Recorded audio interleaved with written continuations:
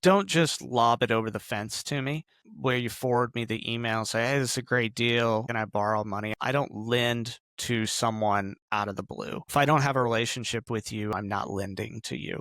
You got to have somebody that's going to vouch for you first and foremost. Like I would lend to somebody that you know, that you're willing to put your name on the line for. I would lend to that person. But just some random person in one of the Facebook groups, I'm not going to lend to. I did that before and it didn't work out well for me.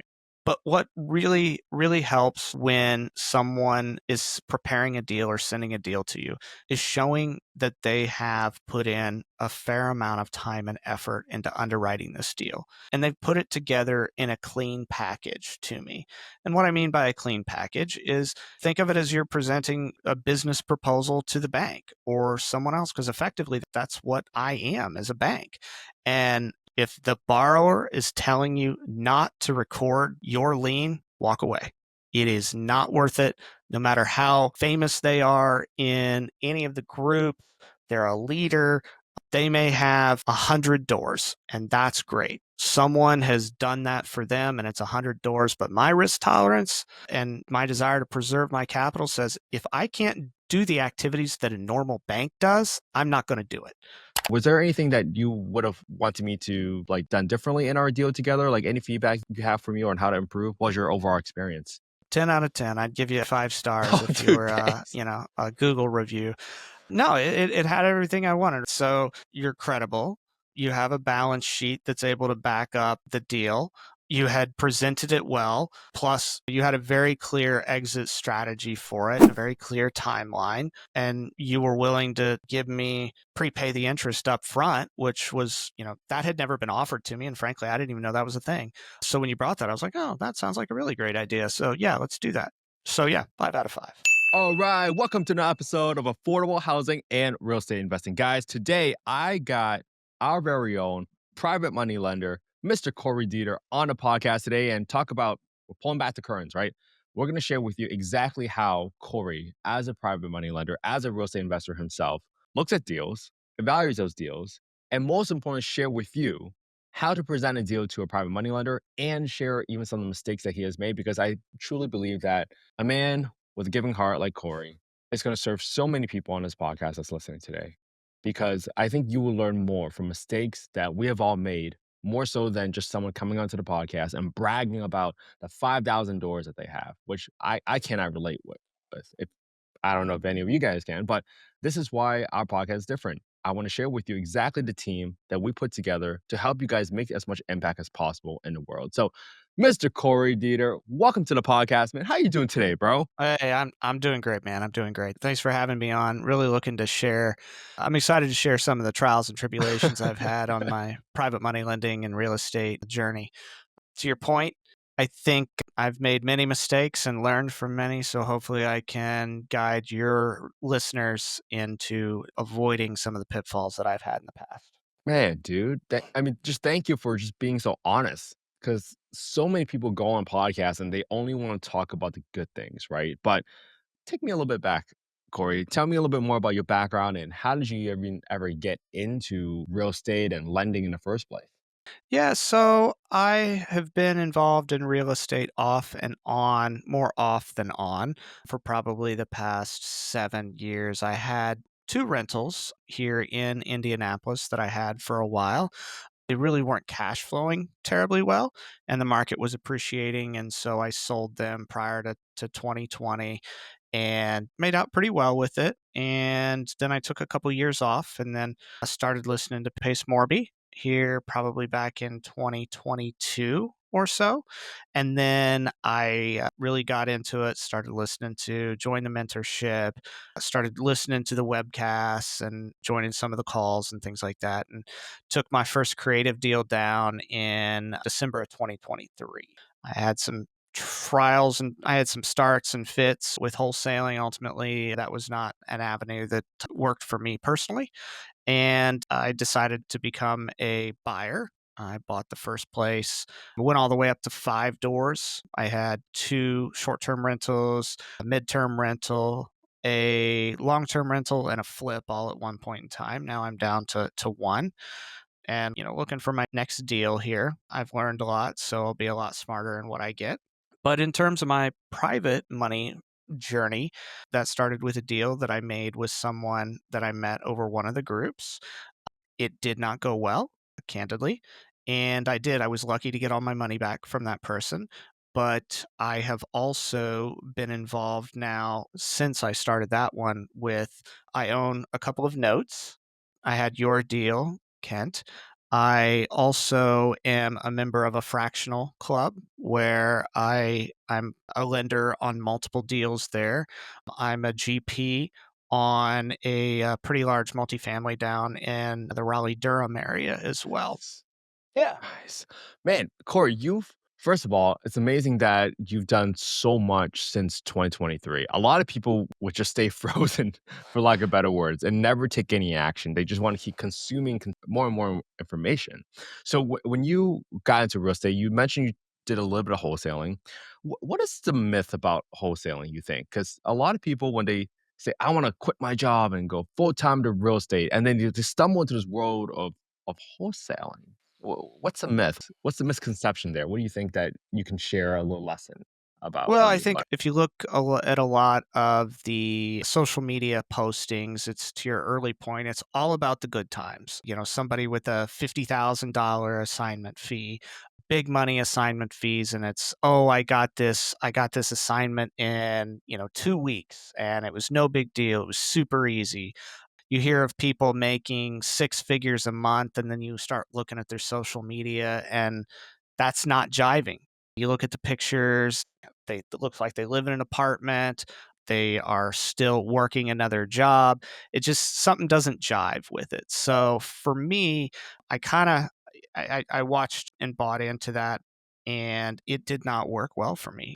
I wasn't good with putting the processes in place. I'm not a systems guy. I'm more of a visionary versus an integrator. So that was a challenge for me. I would get leads and I wouldn't have the time or wouldn't know necessarily how to really follow up on them good and how to create a compelling reason for them to close. The issue was on me.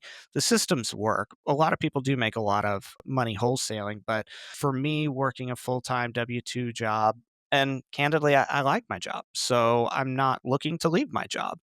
And I was going to just augment and supplement my income with being able to do some real estate wholesaling on the side. And it just proved to be very time intensive. I had a little bit of, very, very minimal success. I think the other thing that really is challenging now is you've got the do not call list, and then you've got if you're calling people with a robo dialer, you can get slapped with a lawsuit. If you're sending text messages to people out of the blue, you can also get slapped with a demand letter or a suit. And each one of those, I think a lot of people are trying to settle for a couple of $1,000 from what I understand, and it can be even significantly higher than that. So for me, in the little amount of money that I was making, I was paying a VA, I was paying for a dialer, I was paying for lists, I was spending time culling the lists. It was a losing proposition for myself. Man, I'm so glad you share that because I really want people to understand, especially if you have a full time career already, your best use of your time might just be focusing on maybe you just become a better employee at your current workplace, get a promotion, and that could be easily that $10,000 assignment check you will, because that probably would have taken you 10,000, like taken a whole year for you to get the first assignment check for you to get your whole systems going sometimes. Because I think people do sell the story of I was in it for 2 weeks and boom. That's certainly the exception, but definitely not the norm for most people.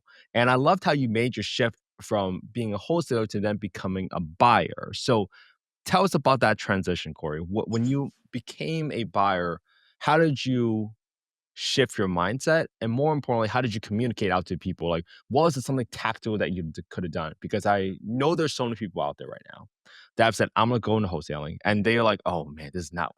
So, Corey, how did you make that switch? I'm going to pause on that one for just 1 second. I'm going to go back to the other part of wholesaling that I found to be a real struggle. When I did get a contract, remember, you don't get paid unless the thing closes. So when I do get the contract, I have a very short amount of time to actually assign that contract. And if you don't have legitimate buyers lined up, people that actually have HUDs or closing statements that they can show you. Because, if you look over social media all the time, you'll see people posting things like, oh, I'm looking to buy, anything under a million. And they've got these really large dollars that they're looking for. But again, when you start digging in and you start looking at their profile, you start thinking, I don't know. It just doesn't seem to add up. This person on the surface doesn't look like they, may have $1 million. They don't even own their own home, or maybe they just own one home. I don't see a portfolio here. So that's another cautionary tale about the wholesalers is getting it is hard, and it's even harder to get it assigned and then make it all the way to closing. So that was a challenge. And so the flip for me was I had a little bit of money set aside. It was not a significant amount. And I just decided, okay, I'm going to be a buyer. And I put in the hard work. I hopped on Zillow and I started looking for homes that were owned free and clear, had been on the market for a while. Ultimately, I found one that was owned by a lady who was getting ready to go into a nursing home. So it worked well for her that I didn't make a big down payment on it. And she seller financed it to me for 6 years at 0%. I did pay above asking for it. So, in a way, I kind of effectively prepaid the interest, but still, it worked out real well. The thing's been a real cash cow because it makes in between $500 to $1,000 a month as a midterm rental. And so I got a little bit of taste with that. And then it really hit home with me that being a buyer doesn't mean that I personally have to have the money to close the deal myself. If there's a, $30,000 entry fee, I don't necessarily have the 30,000.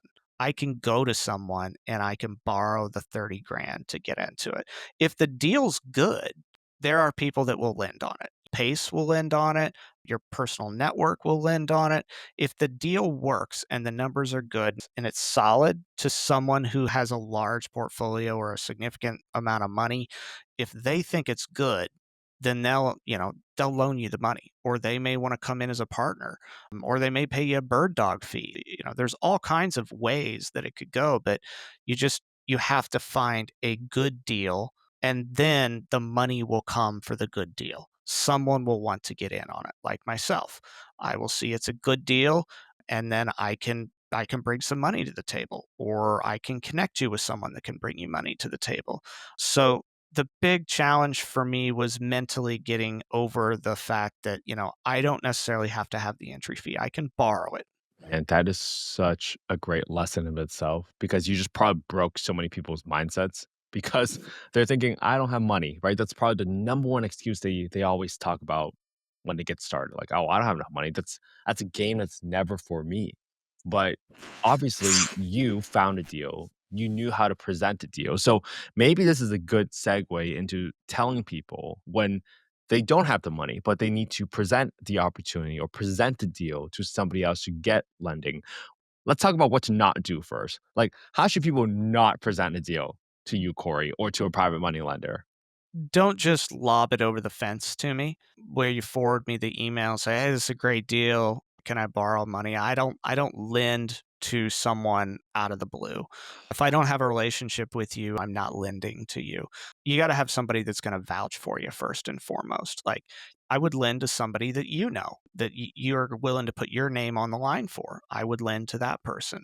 But just some random person in one of the Facebook groups, I'm not going to lend to. I did that before and it didn't work out well for me. So, but what really, really helps when someone is preparing a deal or sending a deal to you is showing that they have put in a fair amount of time and effort into underwriting this deal.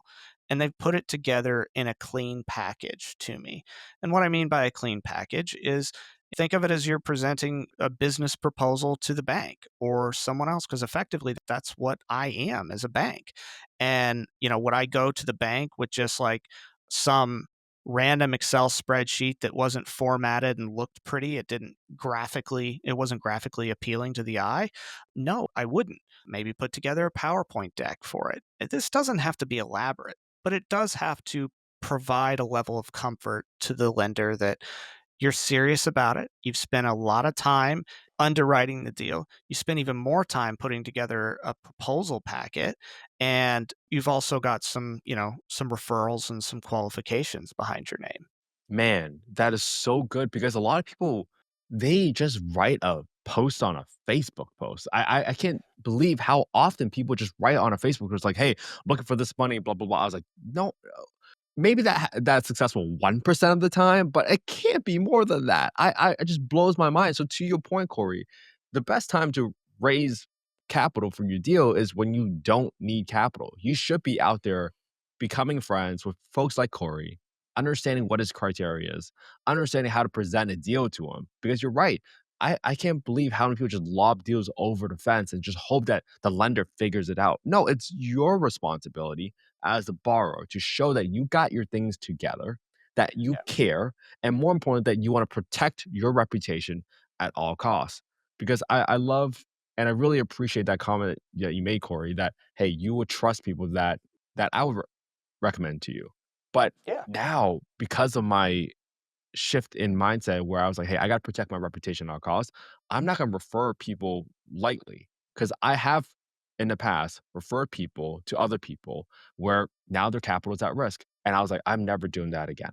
I'm never doing that again." And that's a Yeah. lesson in itself. And I'm being very honest, very transparent in here because we have learned these mistakes. And sometimes you want to assume that everybody is on top of their game. But in reality, even when they present like they're on top of the game, they might not be, or they're just things that they cannot anticipate. And you have to be really, really careful about who you refer over to other people, especially your Yeah. network, especially your private lenders, etc. Exactly. Your Man, network is and your reputation is absolutely critical in the lending game and the referral game.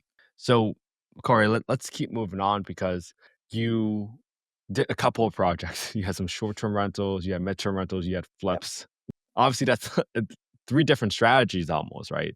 What did you like about each one, and would you recommend that strategy to other folks? What are your thoughts? I'd like to say that I had some great methodology behind why I did all of these things and, had short term, midterm, long term note GP deals. But frankly, there's not a great methodology around it. I was interested. I wanted to take action on it. And so I did take action. Did some of them turn out great? Yeah. Did a lot of them turn out not so great? Yeah, they did. I'll talk about my short term rentals. So I had two doors in Houston, Texas. It was a rental arbitrage deal, and they were not in the greatest of areas. It was a remote market for me. I didn't know the market well. Now, it was close to NRG Stadium, so there was a lot of event traffic for concert.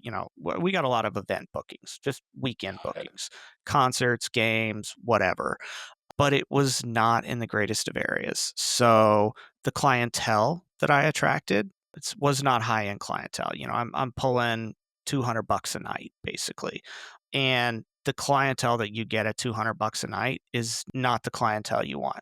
Those are the people that are always looking for a freebie of some sort or nature. They're going to find a random hair or plant a hair and say they found it. They're going to get their cleaning fee waived. Even if you say no, Airbnb is going to, basically roll on you and they'll give the person their money back. They ask for some really crazy things. And then, to top it all off, to go back to the clientele, I had an incident where someone drove their car into the house. Oh my goodness. Yeah, yeah, for real. So that was actually the quickest Airbnb payout I ever got for damage because it was all on my Ring camera. So Oh, yeah, it was, the renters, and then they had some guests over, and they were drinking on the front porch out in the driveway, getting loud. One thing leads to another. Words are exchanged. A man strikes the woman who's the driver of the car in the face. A fight breaks out.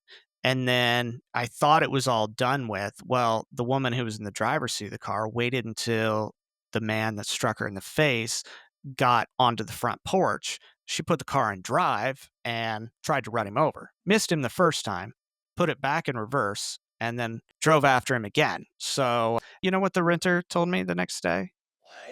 He said, "Hey, we accidentally bumped the house, just like a little bit of damage, shouldn't be a big deal." And so again, I'm in Indianapolis, and this is in Houston. So I send my handyman over there, and he was like, "Dude, this is not minimal damage.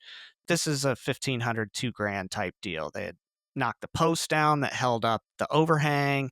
The door was damaged. Siding was damaged. It was a whole thing." And, the place was down for a week. I couldn't rent it. Airbnb is not going to reimburse me for what I lost. So, yeah, that the short term did not work well for me. And it kind of shows like at the end of the day, your location still matters because to your point earlier, hey, where's your property? Where is it? And I think back then people just thought Airbnbs were just going to be a piece of cake where everyone was making money. Hey, if you buy something, you can make something money right away. But if you don't set yourself apart and attract the right clientele, you quickly lose. No matter how you underwrote the property, you quickly lose all the reserves that you might have planned for or might not have planned for, quite honestly. Because who I bet no one ever goes in the deal thinking like someone's gonna get into an altercation in the front of the porch and they're gonna drive out a car through your My front. living room. Yeah. What? Oh my goodness. Yeah. And, I fell for the hype as well. I thought this was going to be easier money, and it was definitely not. And so, my perspective on short term rentals is unless you have a really, really unique property that is distinguishable from all of the other places around, I don't know how you can make great money. I look at like condos on Airbnb or any of the other platforms. I look at those and I think to myself, how do those people distinguish their place from the one that's next door, the one above? I mean, literally it's the same building, same floor layout. The only thing that's different is the finishes, and they may have updated it. They may have updated it last year, and the other place down the hall is, not been updated in 8 years. Do I want to pay? Is it worth it to pay money to have the nicer furniture than the place that has the okay furniture down the hallway? For me, the answer is no. For me and my family, we place more value on experiences than the hotel room. Absolutely. So we will stay in the less desirable place and use the money that I would have paid for the more desirable place to, take a helicopter tour, go karting, whatever like that. See, and that's a great perspective to have. And I think so many people just assume like, oh, I got this beautiful place, I got nice furniture. Everybody's gonna be lining up for this. But they always forget to think about the perspective from the customer. So man, those are such great lessons on the short-term rental space. And I'm glad you were able to try a little bit of everything. So let's talk about so you had the flip, you had the short-term rentals, you had the midterm rentals, then you also became like a GP in a multifamily deal. Tell us about tell us about that structure. Like, what does it mean to be a GP? How do you invest into a deal, something like that? Yeah, so in terms of investing, I am a qualified investor. So for folks that are qualified investors, there's certain requirements that you have to meet to be a qualified investor. But in short, it means that you're a more sophisticated investor for what that means. And so you'll see more deals that are unique that come across to you, such as becoming a GP in a larger multifamily deal. They typically come from your more sophisticated institutional investors, people that have a lot of money, funds, and they'll have an offering memorandum. And that offering memorandum is the complete underwriting guide for how that deal is. And you are expected to know, review, understand, perform your own due diligence based on the information that's in that offering memorandum and reach your own conclusion as to whether or not it's a good deal. And then when you do decide that you want in on it, then you subscribe to that. And, the subscribe that's basically akin to you buy into the deal. I believe they call it subscribe. It's been 5 years since I've been in the deal. So, but you subscribe to it, you wire your money, and then you put on title. Well, all of the GPs are lumped into one group and they're part of the title from my understanding.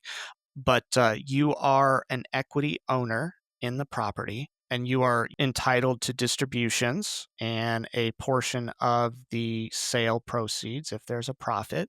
So that's nice. But you are not involved in the day to day operations of the property in any way, shape, or form.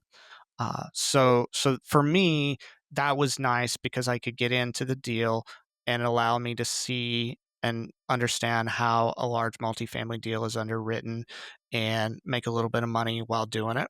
And I think this is why I wanted to call out, especially when you get the offering memorandum. You said you are expected to come to your own conclusion. A lot of people forget that just because what they put in front of you on a beautifully put together package presentation, that doesn't mean that everything will go according to plan. And things will inevitably go wrong. So I always try to figure out like, hey, how do you ask people what do they do when things go wrong? And Corey, I want to ask you, like, hey, if you had the ability to ask more questions, like how would you evaluate the deals differently, knowing what you know now? What kind of questions do you think you would ask? Well, I think the first step that I would do would be spend a lot more time with the OM. And you have to remember the people that gave you the offering memorandum are the people that want you to give them their money. So they're going to present the Yes. deal in the best light possible. And so you have to take a look at some of their assumptions and run some numbers on your own. You go to Google, take a look at that. Is that zip code a good zip code? What's the crime there? Are people moving to that zip code? Do they have new industry, new jobs opening up there? Or did a plant just close there? Then, 1,000 people lost their job. Those types of things don't make it into the OM. And that's where you, as a qualified investor, or really any investor, needs to spend some time and understand that. And then you can go and you can ask the GP, the person that's selling the deal, you can ask them questions on this, just like you would any other borrower. You can ask them to understand more about what their experience is. You can ask them for referrals. You can ask them all kinds of questions to gain an understanding of what their experience and expertise is. But keep in mind, just because they have a lot of experience does not mean the deal is going to work. You really have to understand that market. You've got to understand what they're bringing to the table. What is their plan to ultimately raise the rents so that we can get more on the exit? And how long are they going to raise the rents for? And most importantly for me, is what happens if the cash flow does not hit the target estimates that they have in the offering memorandum? Are they going to stop making distributions? They can stop making distributions to you and hold those until the end, till they sell. So you could theoretically go years without receiving a distribution. And in fact, I have on this particular deal. It has not gone particularly well. Do I think it will turn around? Yes, I think it will be profitable in the end when we exit the deal. But they had to bring in another GP. So they had to bring in more institutional money to make the deal, about 2 years into the deal to make it more viable. And, I have to ask the question is if you bring in this GP, does the money that the GP bring in, does that dilute my percentage of ownership or does it dilute the GP's portion of ownership? Because the GP and LP are two separate, buckets in terms of the money and the ownership. And if they bring in a GP and it dilutes my bucket plus the GP's bucket, then it's not as great of a deal. And that can happen It does. almost And overnight sometimes even. I didn't even And know. that's crazy. I mean, so you have to remember these are institutional investors, so they're going to send you things on a monthly basis, maybe a quarterly basis in a lot of cases. And, if they send you something on June 30th, they could be bringing in a new partner on July 1st and you won't know until the end of that quarter. Because as an LP, you don't have any voting rights. So the decisions that the GPs make are made on behalf of all investors to better the asset. But you don't have any voting rights like you do, owning traditional equity. Yeah, and sometimes you might think, hey, the deal is what makes the deal. But so often, the sponsor, the team that's running the deal has an outsized effect on the performance of the property. And especially when things don't go well or they don't go as expected. How do they, what do they do in those situations, right? Because I get deals sent to me all the time now, Corey, and people send me pro formas, and I'm like, wait a minute, you got this multifamily project that is 20, 30 years old, but your operating expense ratio is 30%. And I just ask, how's that possible? It's 30% is typically what you see for operating expense ratios when you have a new construction, like brand Hmm. new multifamily ground up, like brand spanking new. So Yeah. just things like that jump out to me. And when I ask a question, sometimes people just say, "Oh no, we just took whatever the expenses were from." I was like, "Wait a minute, show me you had thought. You put thought into it before you just say, "Oh, this is what it was." Like I think for any sort of investor out there that don't know what they're doing, they might have said like, "Oh, okay, that makes sense." But if you just ask 2 or 3 levels deeper on your questions, you will quickly figure out what they are not telling you. And I can't emphasize this enough because, like you said, Corey, everybody will give you the deal presented in the best light possible to get you to invest. Yep. I always ask, hey, what are you not telling me about the deal right now? That's a good one. Because that will quickly tell you two things. One, whether or not they want to hide something from you. And two, how do they respond to just a slightly more difficult question from you? Because guess Hmm. what? When you have that question later down the road about, hey, am I going to get diluted with you bringing this new GP? If they can't answer that question, they're going to have probably an even harder time answering that question when things get tough. Yeah.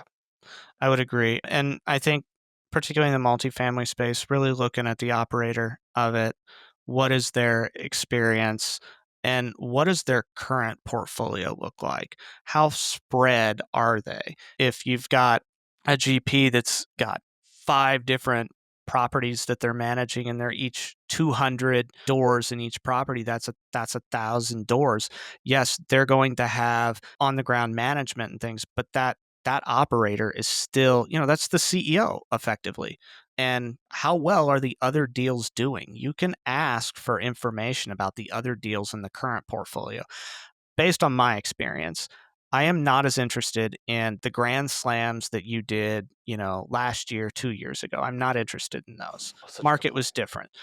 I'm interested in what's on your plate today and how many doors are you trying to manage because again, unless you've got a good management structure in place and you can show me like, oh yeah, I'm accustomed to managing, 5,000 doors, but I recently sold X number of properties, so I actually have less on my plate now. And I plan to have less on my plate for the next 2 years while we get this thing stabilized and increase the rents. And so it's okay to talk to the GP and the operator and get background on them. That's just as important as the numbers of the deal, because ultimately the operator is is the person that's going to make or break the deal. They're the Oh, ones that are they're the ones that help determine how much should we charge for rent. What's our marketing strategy look like? They're not in the day-to-day weeds, but they're making the most important decisions on the viability of that asset. and that is so good because I mean, this has just turned into like a master class of lending and investing in general. Like this is so good because see now we're getting deep. Now we're getting into the meat and potatoes that no one ever talks about. Because we talk about the real problems that people face. And let's take the deal that you and I did together, Corey, right? So I borrowed $45,000 from Corey at a 10% interest rate. So 10% isn't like the most outstanding interest rate you're gonna get Yep. in the market. People ask for 12, 15. I've seen people ask for 20% interest, to be honest with you. And I always just thought, like, how do they make that work? Like that seems almost too good to be true, sometimes, to be honest with you. But hey, that deal, when I underwrote it, I was like, hey, I'm gonna take this 3 bedroom, 2 bath property. I'm gonna take 45 grand from a private lender and I'm gonna convert it to a 4 bedroom, 2 bath. And I'm gonna rent it out for X amount of dollars. When I finally got the refinance done through the BRRRR strategy, for those that don't understand what the BRRRR stands for, it stands for buy, rehab, rent, refinance, and repeat. The whole point of that strategy is for you to be able to recycle your capital over and over so that you can build equity. Maybe you don't have that much cash flow after you refinance at a higher rate, but you essentially got a property with very little money out of your pocket after the fact. But at the end of the day, after all your closing costs, after all the origination fees, I was short about like 2,000, 2,500 from the cash out refinance. I'm going to take my own money from my own pocket and make sure I repay Corey in full because my reputation matters more than anything. I'm not going to say like, oh, Corey, I'm going to be short 2,500 bucks. That's not what it takes. But when you extrapolate that to larger deals, what is that sponsor going to do when things don't go perfectly? And do they have a balance sheet to cover any deficits should that happen? Yeah, I learned so much from a deal that went south.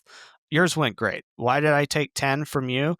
Because I knew I trusted you and I knew that there was a very good degree of certainty that I was going to get paid back in full. So I'm willing to take a slightly lower rate of return because the asset is safer. And, that's why they talk about risk reward. There wasn't as much risk as, somebody that is brand new. I do see people charging some exorbitantly high interest rates, but I think that is a challenge for me in a couple of ways. One, I don't want to run afoul of any usury laws. So, states cap how much you can charge in interest. I don't want to enter into a binding legal contract that says, hey, I'm actually breaking the law by this. Because from my understanding, and this is my understanding, so I could be wrong, take this with a grain of salt, but effectively, that contract could potentially be called null and void because it wasn't legal to begin with. You're charging them significantly higher interest rate than the state law allows. That's something that I've always thought I should really be cognizant of. And then I really have to wonder how these deals flow with cash flow with the 14% interest rate on it. I struggle to find a deal that I can get to flow when I'm getting a DSCR loan at 8, 9%. So how is this thing going to work when the interest rate is almost twice? I just don't know. I don't see it.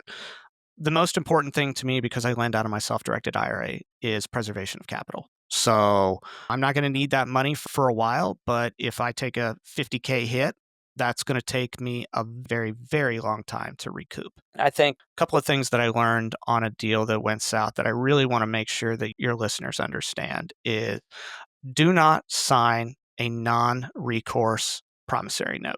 There are people that are out there that are trying to slide in that basically if they default, you can only take the property back. Well, I don't want the property back because one, I'm going to have to go through foreclosure. I'm definitely going to have to pay an attorney. Whether the lender willingly and easily gives it back to me or not, I'm going to have to spend money on that somehow or another because I'm lending to someone in a state I don't live in. So I'm either going to have to travel there or I'm going to have to pay somebody. And if I got to pay somebody, it's going to be a lawyer, right? Then what do I do with it once I get it, right? So, I may not want your place. Yeah, you have a place in Hawaii. That's great. Well, I live in Indiana. So how am I going to do this? They're 6 hours behind me. That doesn't mean a lot to me. So now I've got an asset that I'm responsible for. I got to manage it in a market I don't want to manage it in. And I got to figure out what I'm going to do with it. And most likely, you're a second lien position, which is going to make it difficult for you to get your money back because a lot of these properties are over leveraged. And you don't know how many liens there are on a property because what we see in the internet groups is people can become a third, a fourth lien. They may think they're second, but the buyer or the borrowers convince them, hey, you don't need to record this. If you record this, then it's going to cause a due on sale on the first and it's going to blow the whole thing up. That's what happened to me. I fell for that. And ultimately, I was able to recoup all the money. I was very, very lucky because I spoke to an individual shortly after I had gotten paid, and she lost 120,000 to this particular individual. And she doesn't know what's going to happen with it. I don't either. So I feel terrible about that. And this person they were not honest with us. And I think you really have to look at and understand your borrower's personal financial setup. And a personal guarantee is worthless if they don't actually have assets to back it up. So just because I sign a personal guarantee for $1 million doesn't mean I got $1 million in cash laying around or $1 million in assets. And even if I do have $1 million in assets, those are probably already encumbered by something else, like my house. The bank has a first and a second on my house, so cross that off the list. Cars, well, banks got a lien on the car. So just because I have assets on paper doesn't mean that I'm liquid. And I think that's something that someone has to understand. Just because someone is a millionaire on paper doesn't mean that they can afford to pay you 60 grand in cash because they didn't pay the deal. They didn't pay the note when it was due. Right. And there are homestead protections, right? Like you can't Hmm. go after someone's primary home. I mean, again, this is not investment advice. We're not giving any legal advice out here. We're just No. sharing with you real life lessons that we have learned from the past couple of years of doing this. And I never try to put myself as the number one expert in everything. I've just been so fortunate that I've been around enough friends like Corey that have shared their lessons with me. And that made me a little smarter and a little bit wiser whenever I'm out there looking at deals, looking at and evaluating potential deals because everybody says it's a deal, but that what does that even mean? Because a deal for you might not be a deal for me. And Exactly. it's kind of crazy that people are out there charging 14, 15%. And like Corey said, we don't, I have no idea how they're making money. And honestly, you do want your borrower to make some money because how are they going to pay you back if they Yeah. don't make any money? Exactly. I definitely want them to be very successful on it because that's going to make me successful as well. And you look at the margins on some of these long-term rentals, you're talking 125 bucks. 100 and, less than $200 a month in net cash flow. That's pretty thin. That's 2400 bucks a month or $2400 a year. If you have an air conditioner that breaks and you got to replace that, that's going to be more than 2400 bucks. How's that borrower going to come up with that money, right? They're going to borrow money from somewhere else, maybe put it on a credit card, which remember they gave you a personal guarantee, but yet they just took on more debt and they don't have any more assets. So, you know, your position gets further diluted and makes that guarantee even worse. So, I think another word of advice is if the borrower is telling you not to record your lien, walk away.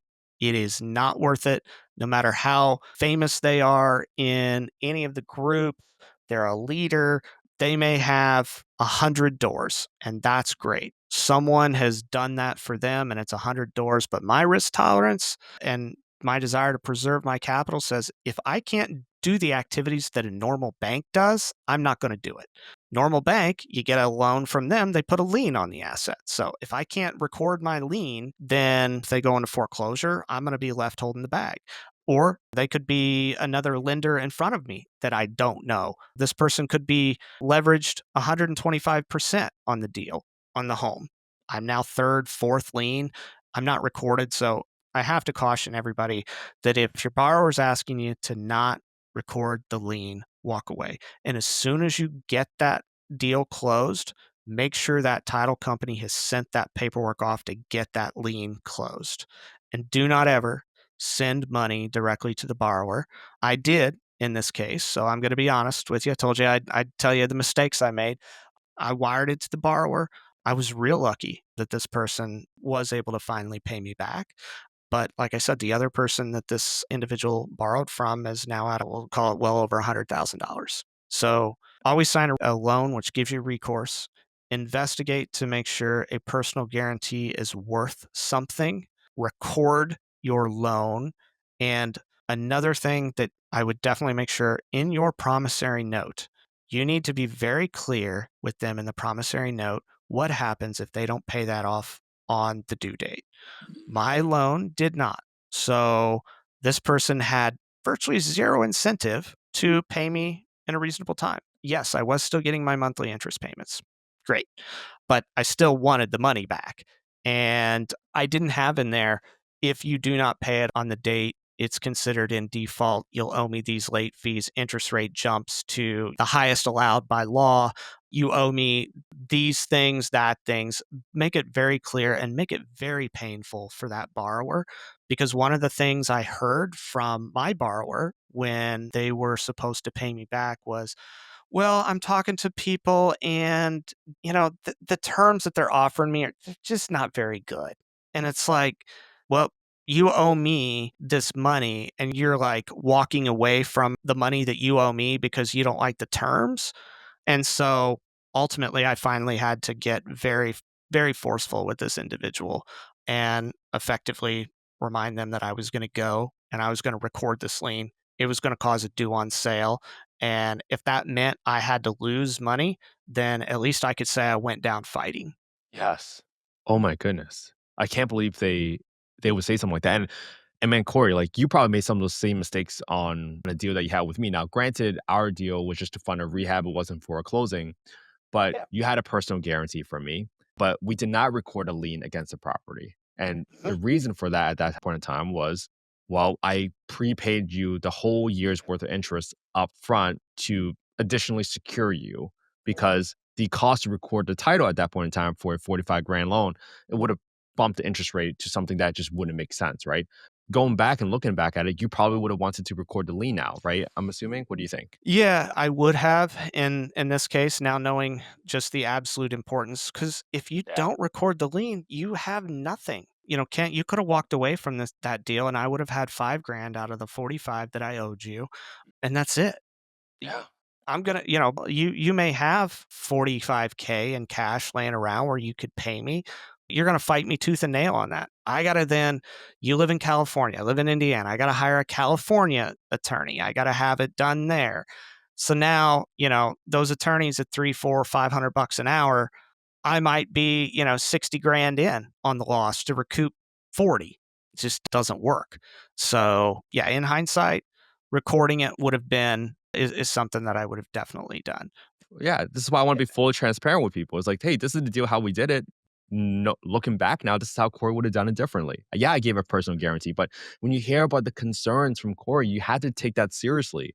Stop trying to overrule people's right to protect their capital that they earn with their own time, sweat, and energy. Yeah. I think another thing that I was fearful of was, man, this seems like a great deal. What if I miss it? Like, what if I miss out on this deal? This is a great one. I really should get in on it. Deals are like public buses. There's one that comes every few minutes. So you pass on this one, there's going to be another one that's going to come pretty soon. And if you get your name out there as being someone that will lend, and particularly if you lend on longer term deals, the deal that I told you that went south, I think that was a 3-year loan. That's very rare to find somebody that's willing to do a longer term loan. Wow. And, I did that. I'm open to, doing that again for the right borrower, under the right circumstances, with the right rate, but it's gonna require a significant amount of due diligence on my part to get to that. Well, Corey, this is a good kind of transition point because you've shared so many lessons now of what you've done, and I heard from you like investing in notes now, so that's really interesting. But what kind of opportunities are you looking for now so that the audience can say, "Hey, I got this deal. This is what Corey's looking for. I'm not going to bring him a deal that won't let me record a lien, et cetera, et cetera." So, what kind of opportunities are you looking for right now? What's sort of your criteria? If you wanna be a lender and you wanna dabble in it in a little bit, I'll tell you about actually from an ROI perspective, my best performing asset is a $7,000 or $8,000 face value note that I bought from PaperStack. It's on a piece of land in North Carolina, and that thing has a 12% rate. The yield on it when it's done with will probably be close to 18%. So what happened was the borrower, unfortunately for the borrower, fell behind. So they racked up late fees. Well, who collects the late fee? I do because I'm the lender. They had late fees, they had all this other stuff. And again, it's out of my self-directed IRA. So am I missing the money if they don't make the payment for 3 months in a row? No, not really. Plus, it was only I think I only paid like $6,500 for an $8,000 loan, $8,000 face value loan that paid 12%. And it was super easy. PaperStack made it really easy for someone because I knew that they have a platform that you pay a small service fee as part of the deal, and they facilitate it. They make sure all the legal documents are there. They'll do the recordings for you, all of that. They help you with transferring the note servicer from the existing note servicer into your name. They just made it really, really simple and easy for me. And what was nice about PaperStack is you can sort and filter the number of notes that they have. You can do it by rate. Are they performing? Are they non-performing? Where are they at? What's the unpaid principal balance? All of those things. And there's quite a few notes that are, less than 10K. that you can buy there. So if you want to dig into it and try it out, that's a very, in my opinion, low risk way to try it out. And again, we're not affiliated with them. No. Corey just sharing with you what he's doing right now. And just remember what Corey talked about earlier. You are responsible for coming to your own conclusion about whether or not that deal makes sense for you, right? Look at all these details. And I love how Corey is like, hey, don't forget, look at the late fees, look at what penalties happen, look at the borrower if you can, right? Whatever details that they provide. Mhm. Because that's so important. So I love that you're going that. Are you still so now that you're primarily just buying notes, are you still investing or lending on real estate deals now? Yeah, I do. In fact, that's the only note that I have, and it's turned out remarkably well. I'll probably buy another note when it's all said and done with. But I just joined Fractional with someone. And for those who don't know what Fractional is, it's a platform that effectively allows someone like Kent or myself to effectively bring in partners into my deal, but they come in through a platform, i.e., Fractional. They say they want to bring $5,000 into the deal or 10 or 20, and Fractional takes a small cut of that. They will take a cut of, what I do as well. That's how they get paid, but they do all the facilitation to make sure that all the documents that you have are good. Everything is handled properly, legally, and within compliance because, another thing for me is I don't want to go and solicit a deal and find out I'm selling an unregistered security. When you are just posting that you need $50,000 on your social media and someone comes out of the blue and they want to lend to you on there and you don't have any type of personal relationship, from my understanding, again, not legal advice, but from my understanding, that could be perceived as you're selling an unregistered security.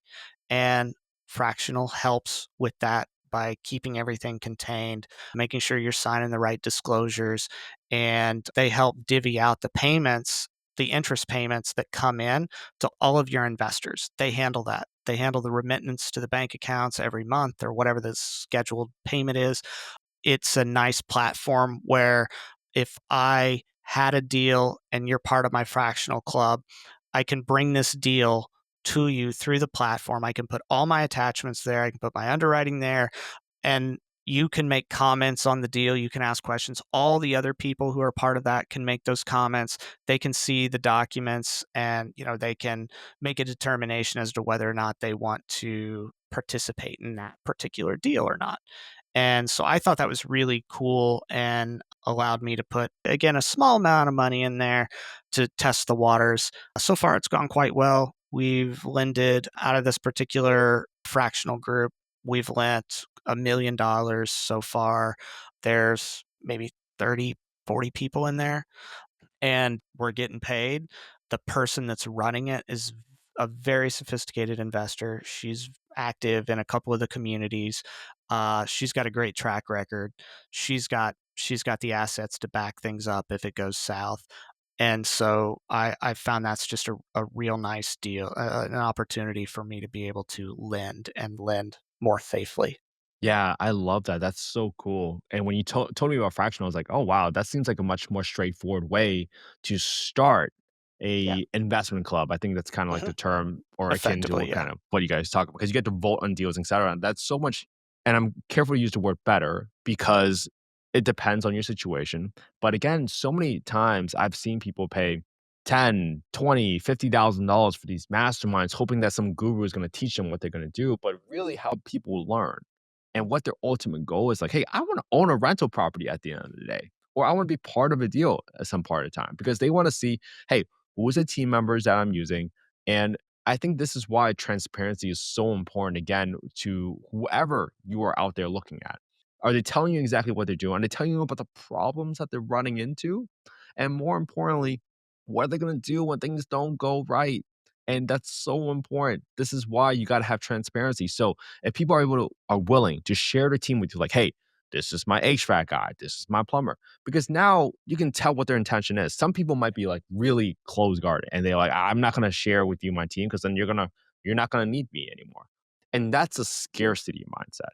For someone with the abundance mindset, like, hey, look, here's my team. I built up. so many resources over the course of years, right? For folks that listen to the podcast, right? This is why I'm sharing Cory with you. I brought in contractors from Detroit, Kansas City, Atlanta for all, so you can at least take the first step because I know how hard it is and how scary it is for you to go out there and try to build your own team. Hmm. And at least if you know one contractor, then you know how to take the first step. And now you can just compare that contractor with other folks, right? You can compare how Cory evaluates deals with other folks because Cory has looked at hundreds and now thousands of deals already. And you can at least understand from him his perspective, like, hey, he's learned some lessons now. So he probably knows better than what I'm doing, especially if this is day one for me, joining a mastermind community or whatever it is that has zero promise of you actually getting a deal. Yeah, and I think if you're a new investor and or you're a newer borrower, don't get offended if the lender comes back and says, "No, I don't like the deal." Use that as an opportunity to ask, "I get it, you're out on this deal, so I'm not going to pester you about it, but what is it that made you decide that it's not for you? And what could I do differently? What do I need to look for so that I bring a better deal, whether it's to you or to some other potential lender on down the road?" And I'll tell you, personally, I don't like this location. I think your occupancy rate is not in line with what Just I googled average occupancy rate there, and you've got 70%, but then the market data shows that like most of these places at best are like 55%, 60. So there's a mismatch there. And I didn't see anything in their packet that that talked about why there was a mismatch on that. And obviously they can't think of everything, but if by having that conversation with the lender, if he just said, "Oh, I don't like the occupancy rate," you'd be, "Oh, well, actually, I looked at that, and here's the reason why the numbers in Google are currently skewed because there was a big factory that had just opened up there. There was a lot of construction workers that were there for the past year and a half. That construction project is now over, so subsequently it's down. It was a one-time event, but if you look 2 years before that, you'll see the average occupancy rate's 55%, which is where I'm at. And oh, okay, well, cool. You thought about that well. And at that point, I'm like, all right. So this guy's really thought about some stuff. Well, all right, kick it back over to me. I'll take another look at it, and then I might be willing to spend a little bit more time on it. So just because I said no the first time doesn't mean that I'm necessarily a final no. It could just be a no, not right now, or it's no because I don't like what I saw, and you have to get to the bottom of what I didn't like. And then, you have a response to that. And you may not have a response to that. And it's part of being new. And so you're like, okay, great. I'll make a note of that. And so the next time you send a deal, you'll have sent something in your packet that talks about why the occupancy rate for this one is correct, even though what you're seeing on the internet is incorrect. Man, that is so good. I mean, you broke it down perfectly in terms of how to look at a deal, look at the person, right? First, then look at the numbers. And more importantly, you looked at the assumptions, right? The logic behind it. I can't tell you how many times I've had people just put 5% rent growth assumption. I was like, where's this coming from? I was like, most markets are not seeing rent growth right now. They're like, oh, Yeah. and that's all they say.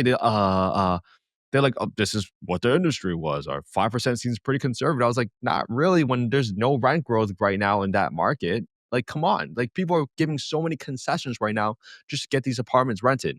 And you're gonna give me 5% rent growth year over year for the next 10 years? Come on, that doesn't make sense. And that's how you quickly understand when not people know their thing, know their stuff, know their numbers, right? Yeah. You got to think about psychologically what happens to the lender when you kind of fumble like that with the uhs and try to come up with something that makes it seem like that you've considered it, but you haven't. I already know that you have not considered it, and your continued fumbling is making me less and less confident in you and making me less and less likely to want to do a deal with you in the future. However, if you're like, you know what, that's a good point. I'm going to go back. I'm going to rerun these numbers at a 0% growth or even a loss for the next 2 years while the market turns around, and then it's going to grow up at 2 3 4% as we look at a 5-year plan. This is a great idea. I'm going to go back and do that. Ken, do you mind if I do that and resend it to you? Oh, sure. Yeah. Okay, great. But when you try to fumble through the answer just because you think you might be able to say the right thing, they've already made up their mind and you're only digging your hole a little bit deeper. Such At least a with me. At least with me. Hey, I can't speak for all borrowers, but at least for me, that's what happens in my mind. I'm the same way, man. Oh, this has been so good, man. All right, Corey, I know we got to wrap up soon. This has been such a good conversation. I Good, cannot good. wait to have you back on, man.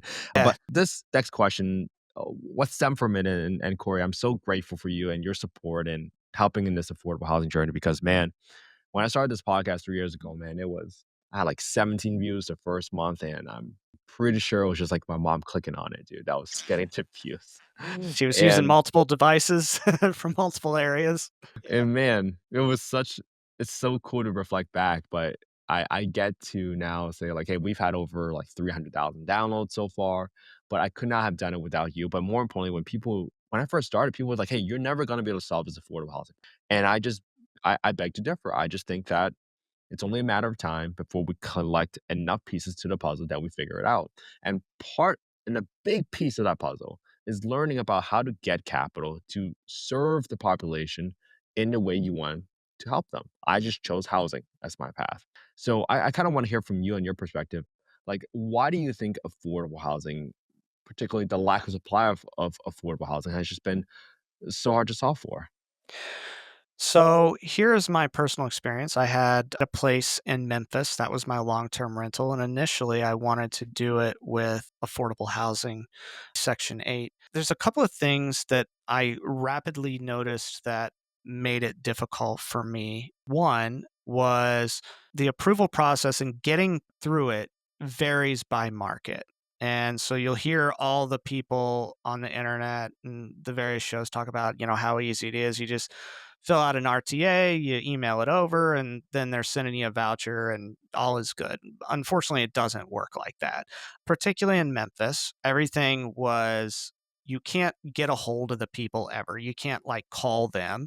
And if you do, you got to leave a voicemail and Lord only knows when they return it or if they do. So just getting through the process or even getting started on the process was hard for me.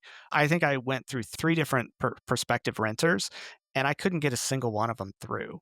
And my side part was the renter side, but a lot of it was fell on the housing authority.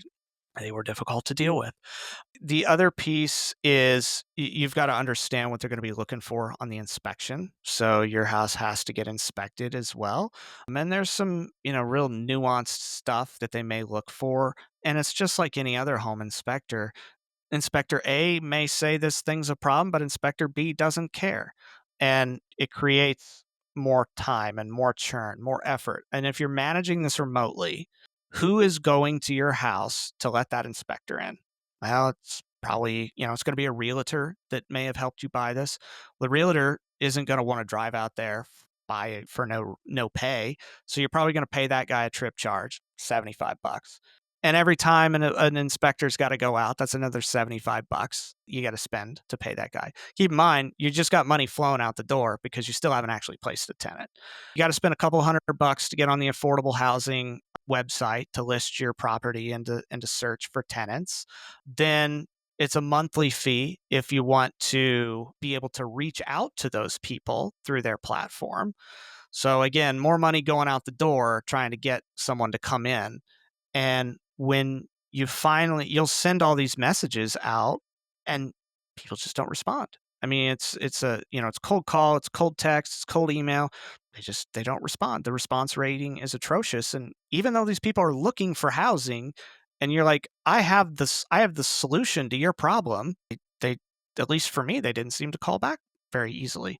So you layer on the difficulty in getting the tenant, the difficulty in dealing with the housing authority, the difficulty in managing it remotely, it just really stacked up. And ultimately, I never ended up placing an affordable housing tenant. And the voucher piece, what I see all the influencers online talking about, showing, and there's one in particular, he shows that, this place is going to cash flow $1,000 a month. It's a $40,000 house. It's going to bring in $2,500 a month because that's what it shows in the housing allowance thing on the website.